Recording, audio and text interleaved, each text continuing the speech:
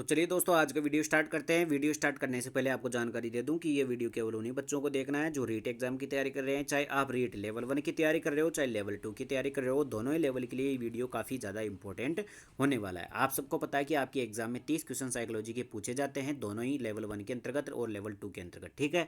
और मैं आपको पिछली क्लास के अंतर्गत अपना जो रीट जो पहले आर टेट हुआ करता था, उस आर टेट का L1 का 2011 का पेपर सॉल्यूशन करवा चुका हूं, जिसके अंतर्गत अपन ने 30 क्वेश्चन साइकोलॉजी के सॉल्व किए थे। आज के क्लास के अंतर्गत अपन क्या करने वाले हैं, उसी 2011 के पेपर में रीट जो आरटेट हुआ था उसमें L2 का पेपर करने वाले हैं। ऐसा नहीं है कि आपको L1 के पेपर हल्के आते हैं, L2 के भारी आते हैं, ऐसा कुछ नहीं है। साइकोलॉजी में L1 के पेपर के क्वेश्चन L2 में रिपीट हो जाते हैं, L2 के पेपर के क्वेश्चन L1 में रिपीट हो जाते हैं। इसलिए आपको दोनों ही लेवल वाले बच्चों को इन पेपरों को करके जाना है, ठीक है। तो पिछली क्लास में मैंने L1 का 2011 का पेपर सोल्व कराया था, साइकोलॉजी के 30 क्वेश्चन। अगर आपने नहीं देखे हैं तो चैनल पर जाकर के देख लेना, पिछला वीडियो यही है। और आज के पेपर के अंतर्गत अपन L2 का करेंगे सॉल्यूशन, पूरे के पूरे 30 क्वेश्चन होगा, ठीक है।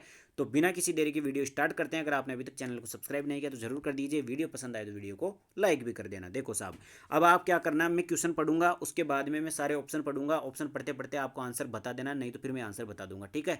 आपको लास्ट में कमेंट करके बताना है कि आपके 30 क्वेश्चन में से कितने सही थे, आप अपनी तैयारी को भांप सकते हो, ठीक है। तो आज का हमारा पहला क्वेश्चन देखो भाई साहब आपकी स्क्रीन पर। निम्न में से कौन सा कथन विकास के बारे में सत्य नहीं है? सबसे पहले तो नहीं बात कर रहा है, ठीक है। विकास के बारे में सत्य नहीं है। विकास अंतःक्रिया का फल है। विकास एक व्यवस्थित श्रृंखला का अनुगामी है। विकास एक व्यक्तिगत प्रक्रिया है। विकास विशिष्ट से सामान्य की ओर होता है। बताओ भाई साहब, कौन सा विकास के बारे में सत्य नहीं है? तो कौन सा हो जाएगा?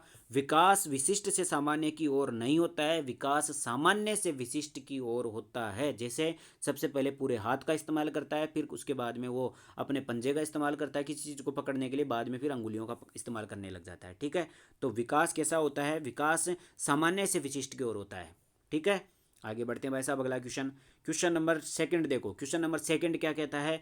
बालकों की सोच अमूर्तता की अपेक्षा मूर्त अनुभवों एवं प्रत्ययों से होती है, यह अवस्था कौन सी होती है? बताओ भाई, सबसे ज़्यादा मूर्त अनुभव वाली अवस्था कौन सी होती है? मूर्त अनुभव वाली होती है कौन सी? अपनी उत्तर बाल्य अवस्था। कौन सी होती है? उत्तर बाल्य अवस्था। यानी कि अगर यहाँ पर अपन ऑप्शन में देखें तो कौन सी हो जाएगी? 7 से 12 वर्ष की जो एज होती है उसको मूर्त अनुभव की अवस्था कहा जाता है, ठीक है।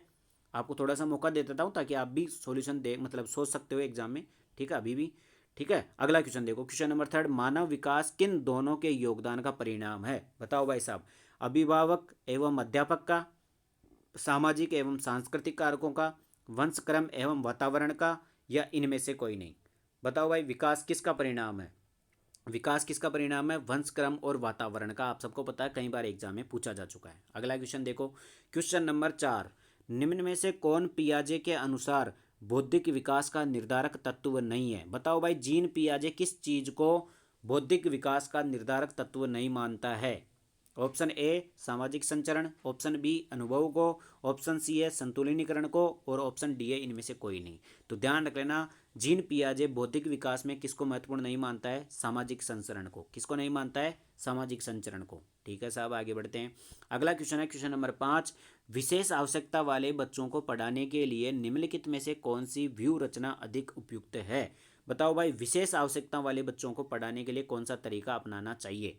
अधिकतम बच्चों को सम्मिलित करते हुए कक्षा में चर्चा करना, विद्यार्थियों को सम्मिलित करते हुए अध्यापक द्वारा निर्देशन, सहकारी अधिगम तथा पीयर ट्यूटरिंग, और अध्यापन के लिए योग्यता आधारित समूहीकरण। बताओ भाई, आराम से चारों ऑप्शन आराम से देखो, अच्छा क्वेश्चन है, काफ़ी अच्छा क्वेश्चन है। विशेष आवश्यकता वाले बच्चों को पढ़ाने के लिए निम्नलिखित में से कौन सा व्यू रचना अधिक उपयुक्त है? फटाफट से बताओ भाई, कौन सी व्यू रचना सबसे अधिक उपयुक्त? बताओ भाई, कौन सी सबसे बढ़िया व्यू रचना सबसे अधिक उपयुक्त है किसके लिए? विशेष आवश्यकता वाले बच्चों को पढ़ाने के लिए। बताओ भाई फटाफट से, क्वेश्चन नंबर 5। तो इसका हो जाएगा सहकारी अधिगम तथा पीयर ट्यूटरिंग। जो सहपाठियों द्वारा अनुशिक्षण होता है वो सबसे बढ़िया तरीका होता है किसका? विशेष आवश्यकता वाले बच्चों को पढ़ाने के लिए, ठीक है। अगला क्वेश्चन देखो, क्वेश्चन नंबर 6, समस्या के अर्थ को जानने की योग्यता वातावरण के दोषों, कमियों एवं रिक्तियों के प्रति सजगता विशेषता है। किस चीज़ की विशेषता? बताओ भाई, समस्या के अर्थ को जानने की योग्यता, कोई समस्या आ गई उसके अर्थ को जानने की योग्यता, वातावरण के दोषों को जानने की योग्यता, कमियों और रिक्तियों के प्रति जागरूकता यानी सजगता, किस चीज़ की विशेषता होती है, कौन से बच्चों की विशेषता होती है, प्रतिभाशाली बालकों की, सृजनशील बालकों की, सामान्य बालकों की, या फिर इनमें से कोई नहीं। अब देखो कंफ्यूज तो यहाँ दोनों से हो गया, आप बताओ फटाफट से कौन से बच्चों की विशेषता है समस्या के अर्थ को जानने की योग्यता, बताओ भाई। वो हो जाएगा सृजनशील बालक। ध्यान रख लेना, समस्याओं का सॉल्यूशन कौन ढूंढता है, क्रिएटिव जो बच्चा होता है, सृजनशील बालक की ये विशेषता होती है। अगला क्वेश्चन, क्वेश्चन नंबर 7, बाह्य अभिप्रेरणा में समावेशित किया जाएगा, बताओ भाई। एक मतलब एक्सटर्नल जो मोटिवेशन होती है उसमें किस चीज़ को शामिल किया जाएगा, प्रशंसा एवं दोषारोपण को, प्रतिद्वंद्विता को, पुरस्कार एवं दंड को, परिणाम का ज्ञान, बताओ भाई किस किस चीज़ को आप एक्सटर्नल मोटिवेशन में शामिल करोगे। तो अपन सभी को करेंगे, ध्यान रख लेना ये सभी चीज़ें क्या होती है, एक्सटर्नल मोटिवेशन में आती है। आगे बढ़ते भाई साहब, अगला क्वेश्चन, क्वेश्चन नंबर 8 क्या कहता है, एक कॉलेज जाने वाली लड़की ने फर्श पर कोट फेंकने की आदत डाली है। ठीक है साहब, आती है वो और कोट फेंक देती है। लड़की की माँ ने उसे कहा कि कमरे से बाहर जाओ और कोट को खूंटी पर टांगो। लड़की अगली बार घर में जब प्रवेश करती है तो कोट को हाथ पर रखकर अलमारी की तरफ जाकर कोट को खूंटी पर टांग देती है। ये उदाहरण कौन सा है भाई। पहले तो लड़की क्या कर रही थी, आती है कमरे में और ऐसे कोट को फेंक देती। फिर उसकी मम्मी ने उसको बोला भाई जा, और उसको टांग किया, तो अगली बार में वो खूंटी पर टांग के आ रही थी बार बार। तो ऐसा क्या हुआ उसके अंतर्गत, बताओ भाई। कौन सा अधिगम हुआ, श्रृंखलात्मक अधिगम हुआ, प्रत्यय अधिगम का हुआ, उद्दीपन अनुक्रिया अधिगम हुआ, या इनमें से सभी का हुआ, कौन सा अधिगम हुआ। तो इसमें कौन सा हो जाएगा, श्रृंखलात्मक अधिगम हो जाएगा। क्यों हो जाएगा भाई, वही चेन चल रही है ना, आती है कॉलेज से, आते ही कोर्ट को फेंक देती है, फिर क्या हुआ उसकी मम्मी ने सुधार दिया उसको, भाई आते ही सबसे पहले कोर्ट को खूंटी पर टाँकेगी। तो ये चेन लर्निंग हो गई, क्या हो गई, चेन लर्निंग हो गई। आगे बढ़ते हैं भाई साहब, अगला क्वेश्चन, क्वेश्चन नंबर 9 है, जिस प्रक्रिया में व्यक्ति दूसरों के व्यवहार को देखकर सीखता है न कि प्रत्यक्ष अनुभव के, उसको क्या कहा जाता है, बताओ भाई। सभी को, आप सभी जानते हो भाई, जिस प्रक्रिया में व्यक्ति दूसरों के व्यवहार को देख करके सीखता है उसको क्या कहा जाता है, न कि प्रत्यक्ष अनुभव के, दूसरों को देख करके। सामाजिक अधिगम, प्रायोगिक अधिगम, अनुबंधन, आकस्मिक अधिगम, बताओ भाई कौन सा हो जाएगा, सामाजिक अधिगम। सामाजिक अधिगम का मतलब ये होता है समाज से सीखना, समाज को देख करके सीखना। तो दूसरों को देख करके खुद के व्यवहार में परिवर्तन करना ही क्या कहलाता है, सामाजिक अधिगम कहलाता है। अगला क्वेश्चन, क्वेश्चन नंबर 10, अधिगम निर्योग्यता का लक्षण क्या है। अधिगम निर्योग्यता मतलब लर्निंग डिसेबिलिटी। लर्निंग डिसेबिलिटी का लक्षण क्या है, भागने की प्रवृत्ति होना, अशांत और ऊर्जावान और विध्वंसक होना, अवधान संबंधी बाधा का विकार, अभिप्रेरणा का भाव। तो ध्यान रख लेना, बताओ भाई कौन सा होगा। लर्निंग डिसेबिलिटी का सबसे बढ़िया जो सबसे खतरनाक लक्षण होता है वो होता है कौन सा, अटेंशन में कमी आना। आप किसी चीज़ पर फोकस ही नहीं कर पाओगे, किसी पर ध्यान ही नहीं लगा पाओगे, ठीक है। तो अवधान में कमी आना ही इसका सबसे बड़ा लक्षण होता है, किसका, लर्निंग डिसेबिलिटी का। क्वेश्चन नंबर 11 देखो, उससे पहले अगर आपने चैनल को सब्सक्राइब नहीं किया तो जरूर कर दीजिए। वीडियो पसंद आ रहा हो तो वीडियो को लाइक कर देना। पिछला पेपर नहीं देखा है तो मैंने L1 का 2011 का साइकोलॉजी का पेपर करवा चुका हूँ, उसको देख लेना, ठीक है। अगला क्वेश्चन है, अधिगम को प्रभावित करने वाला व्यक्तिगत कारक कौन सा है, बताओ भाई। हम सभी जानते हैं कि एक तो व्यक्तिगत कारक होता है और एक सामाजिक कारक होता है। तो बताओ भाई कौन सा व्यक्तिगत कारक है जो अधिगम को प्रभावित करता है। संचार के साधन, अध्यापक, समवयस्क समूह यानी पीयर ग्रुप, परिपक्वता एवं आयु। सीधी सी बात है, व्यक्तिगत कारक कौन सा हो जाएगा, उसकी परिपक्वता, उसकी मैच्योरिटी और उसकी एज, ठीक है, यही होगा आंतरिक कारक तो, उसका व्यक्तिगत कारक तो।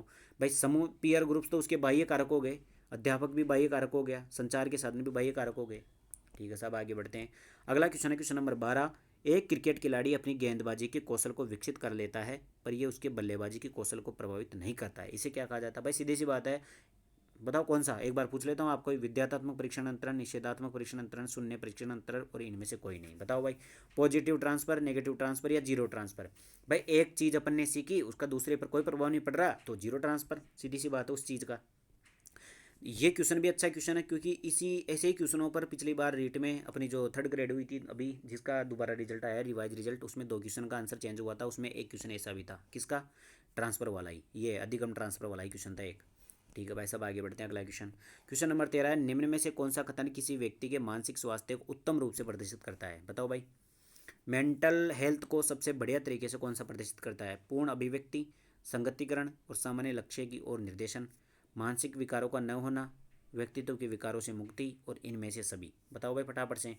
तो कौन सा हो जाएगा, पूर्ण अभिव्यक्ति, संगतिकरण और सामान्य लक्ष्य की ओर निर्देशित होना ही क्या कहलाता है, मानसिक स्वास्थ्य को उत्तम रूप से प्रदर्शित करता है। अगला क्वेश्चन देखिए, क्वेश्चन नंबर 14, गिलफोर्ड ने अभिसारी चिंतन पद का प्रयोग किसके समान अर्थ में किया है, बताओ भाई। अभिसारी चिंतन पद का प्रयोग किस चीज़ के लिए किया है गिलफोर्ड ने? किसने? गिलफोर्ड ने। बताओ भाई, बुद्धि के लिए, बुद्धि एवं सृजनात्मकता के लिए, या फिर सृजनात्मकता के लिए, या फिर इनमें से कोई नहीं? बताओ भाई, किसके लिए किया है? सृजनात्मकता के। गिलफोर्ड ने सबसे ज़्यादा सृजनात्मकता जो क्रिएटिविटी है उसी के बारे में बात की है। तो अभिसारी चिंतन की बात किस में की गई है? सृजनात्मकता के लिए। किसने प्रयोग किया था?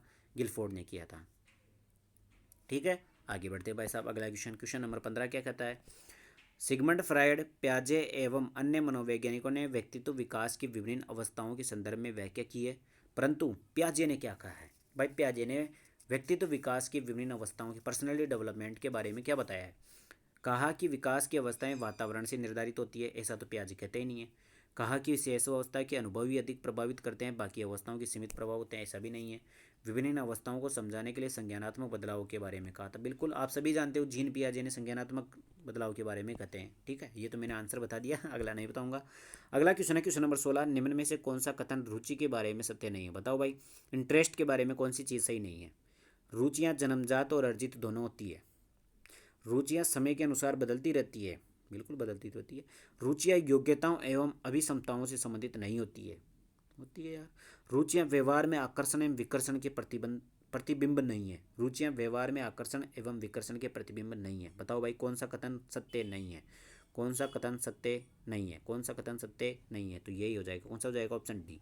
रुचियाँ व्यवहार में आकर्षण एवं विकर्षण के प्रतिबिंब होती है, प्रतिबिंब नहीं है, गलत हो जाएगा। ठीक है, आगे बढ़ते भाई साहब। अगला क्वेश्चन, क्वेश्चन नंबर 17 है, अभिवर्ती है। एटीट्यूड क्या होता है? एटीट्यूड क्या होता है आप सभी जानते होंगे, लड़कियां होगी तो एटीट्यूड का मतलब भी जानती होगी। एटीट्यूड क्या है? एक भावनात्मक प्रवृत्ति जो अनुभव के द्वारा संगठित होकर किसी मनोवैज्ञानिक वस्तु के प्रति पसंदगी नापसंदगी के रूप में प्रतिक्रिया करती है, वही अभिवर्ती है, वही एटीट्यूड है। बिल्कुल पहला ही कथन। भाई एटीट्यूड की सबसे ज़्यादा फेमस ही परिभाषा यही है भाई, भावनात्मक प्रवृत्ति होती है जिसमें अनुभव के द्वारा संगठित होकर किसी मनोवैज्ञानिक वस्तु के प्रति अपन पसंदगी और नापसंदगी दिखाते हैं। जैसे कोई बोल देता है ना, ये मेरे को बिल्कुल पसंद नहीं है, एटीट्यूड दिखा रहा है, फलाना है, ऐसे करते हैं ना।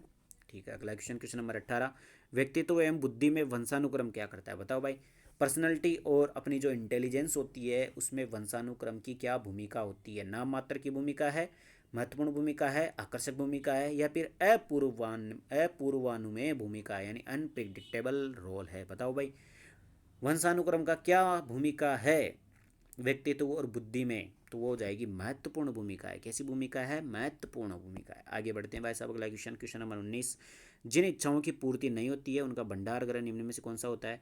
बताओ भाई, सीध सबको ही पता होगा, जिन इच्छाओं की पूर्ति नहीं होती उनको दमित इच्छाएं कहा जाता है, और वो होती है इड में। किस में होती है? इदम में। किस में होती है? इदम में। आगे बढ़ते हैं भाई साहब। अगला क्वेश्चन, क्वेश्चन नंबर 20 है, रक्षा तंत्र बहुत सहायता करता है। बताओ भाई, रक्षा तंत्र किस में सहायता करता है? हिंसा से निपटने में, थकान से निपटने में, दबाव से निपटने में, या फिर अजनबियों से निपटने में? रक्षा तंत्र बहुत सहायता करता है। किस चीज़ में सहायता करता है? तो ये सहायता करता है दबाव से निपटने में। सीधी सी बात है, रक्षा तंत्र का काम होता है स्ट्रेस को कम करना।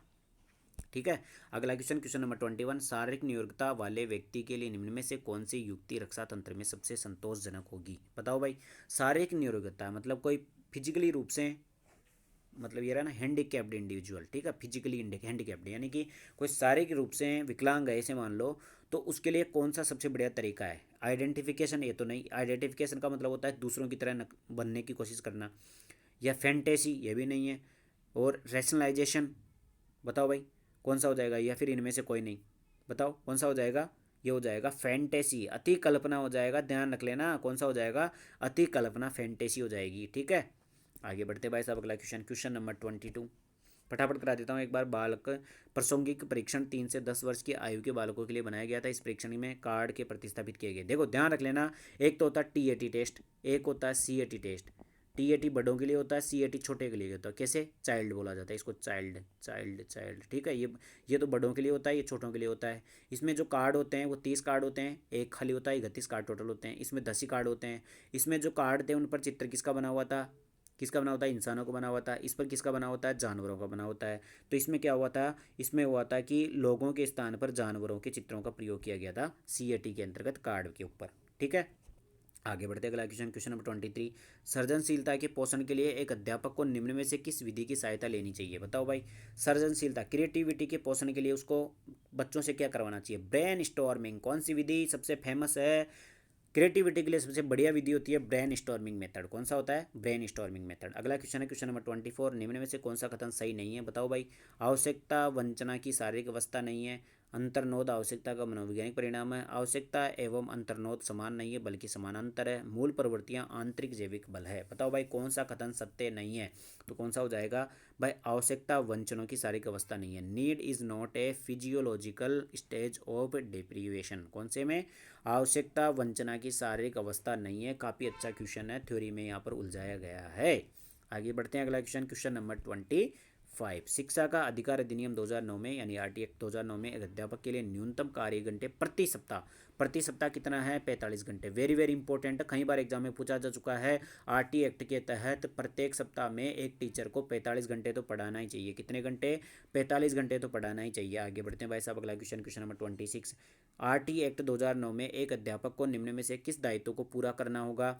विद्यालय में नियमित रूप से समय पर उपस्थित होना, बिल्कुल सही बात है, ये तो करना ही पड़ेगा। पाठ्यक्रम का संचालन कर पूरा करवाना, बिल्कुल सही बात है। संपूर्ण पाठ्यक्रम को निर्धारित समय पर पूरा करना होगा, बिल्कुल सत्य बात है। चारों ऑप्शन सही है भाई। अध्यापक की भूमिका रहेगी कि टाइम पर स्कूल आए, टाइम पर सिलेबस को कराएं, पूरा सिलेबस करवाएं, ये उसकी भूमिका होती है, उसका दायित्व होता है। Question number 27। एनसीएफ 2005 में शांति शिक्षा को बढ़ावा देने के लिए कुछ क्रियाओं की अनुशंसा की गई, पाठ्यक्रम रूपरेखा में किस सूचीबद्ध किया गया है? भाई शांति शिक्षा को बढ़ावा देने के लिए क्या करना चाहिए? शांति शिक्षा को बढ़ावा देने के लिए ऐसे कार्यक्रम का आयोजन किया जाना चाहिए जिसमें महिलाओं का आदर हो। ठीक है, तो ऐसे कार्यक्रम का आयोजन कराओ जहां पर महिलाओं के प्रति आदर, जिम्मेदारी का दृष्टिकोण विकसित करने वाले कार्यक्रमों को आयोजित करना। काफ़ी बार क्वेश्चन पूछा गया है एग्जाम में। आगे बढ़ते हैं भाई साहब, अगला क्वेश्चन क्वेश्चन नंबर 28 है। एनसीएफ 2005 में बातचीत की गई है, किस चीज़ की बातचीत की गई है? ज्ञान स्थायी है, वह दिया जाता है, से ज्ञान का विकास होता है और उसकी संरचना की जाती है। बताओ भाई, ज्ञान स्थायी है या अस्थायी है? इसके अलावा शैक्षिक केंद्र से विषय केंद्र की ओर, विद्यार्थी केंद्र से अध्यापक केंद्र की ओर। ध्यान रखना ना, ज्ञान स्थायी होता है और इसे दिया जाता है यानी अर्जित किया जाता है, और ज्ञान का विकास होता है, इसकी संरचना की जाती है। ज्ञान का विकास भी होता है, ऐसा नहीं कि भाई एक ही जगह रह जाता है। ठीक है, अगला क्वेश्चन क्वेश्चन नंबर 29। क्रियात्मक अनुसंधान का उद्देश्य है। बताओ भाई, एक्शन रिसर्च जो होती है उसका मुख्य उद्देश्य क्या होता है? उसका उद्देश्य होता है नवीन ज्ञान की खोज, शैक्षिक परिस्थितियों में व्यवहार विज्ञान का विकास, विद्यालयों तथा कक्षा की शैक्षिक कार्यप्रणाली में सुधार लाना, और इनमें से सभी। बताओ भाई कौन सा उद्देश्य होता है? वो होता है केवल और केवल विद्यालय तथा कक्षा की शैक्षिक कार्यप्रणाली में सुधार करना ही एक्शन रिसर्च का मुख्य उद्देश्य होता है। अगला क्वेश्चन और आज का हमारा अंतिम क्वेश्चन, एनसीएफ 2005 के अंतर्गत परीक्षा सुधारों में निम्न में से किस सुधार को सुझाया गया? बताओ भाई, परीक्षा सुधारों में कौन से सुधार को सुझाया गया था? खुली पुस्तक परीक्षा, सतत और व्यापक मूल्यांकन, सामूहिक कार्य मूल्यांकन, और इनमें से सभी। बताओ भाई किस चीज़ को मनाया गया था? सभी को। इसमें ओपन बुक एग्जाम भी बोला गया था। एनसीएफ 2005 की बोलता है कि ओपन बुक एग्जाम कराओ, खुली किताब परीक्षा कराओ। इसके अलावा सतत और निरंतर एवं व्यापक मूल्यांकन होना चाहिए, और ग्रुप वर्क इवैल्यूएशन होना चाहिए, और उपयुक्त सभी। तो उपयुक्त सभी हो जाएगा। ठीक है, चारों बातें करता है। इसके अलावा एक बात और करता है कि 10th की जो एग्ज़ाम होती है उसको ऐच्छिक कर देना चाहिए। एनसीएफ 2005 ये भी कहता है, ये भी एग्जाम में पूछा हुआ है। पिछली क्लास में ही देखा था पन्ने में, 2011 की जो L1 का पेपर था उसमें पूछा गया था। ठीक है, तो अब मुझे कमेंट करके आप बताओ कि 30 में से कितने क्वेश्चन आपके सही हुए। ये पेपर कौन सा था? L2 का था, 2011 का। ठीक है, इसमें साइकोलॉजी के 30 क्वेश्चन पूछे गए थे। बताओ कमेंट करके, जिसने भी पूरा वीडियो देखा हो, 30 में से कितने क्वेश्चन आपके सही हुए। इन पेपरों को मैं इसलिए करा रहा हूँ क्योंकि इन पेपरों से आपको पता चल जाएगा कि आपके कितने क्वेश्चन सही हो रहे हैं, और इनमें से अगर आपको ढंग से इनका एनालिसिस कर लेते हो तो आप एग्जाम में आधे से ज़्यादा नंबर तो बिना पढ़े हुए भी ला सकते हो आराम से। ठीक है, तो अगर आपको वीडियो पसंद आए तो वीडियो को लाइक करना, चैनल को सब्सक्राइब करना। अगला जो अपन अगली क्लास में जो पेपर करने वाले हैं वो कौन सा करने वाले हैं? अपन करने वाले हैं आर-टेट L1 2012 का। कौन सा करने वाले हैं? आर-टेट L1 2012 का साइकोलॉजी का पेपर करने वाले हैं, जिसमें 30 क्वेश्चन का सोल्यूशन अपन ऐसे ही करेंगे, ठीक इसी प्रकार से। ठीक है, तो मिलते हैं अगले वीडियो में। अगर वीडियो पसंद आए तो वीडियो को लाइक करना, चैनल को सब्सक्राइब करना। बाकी मिलते हैं कल सुबह 7 बजे नेक्स्ट वीडियो के साथ। धन्यवाद।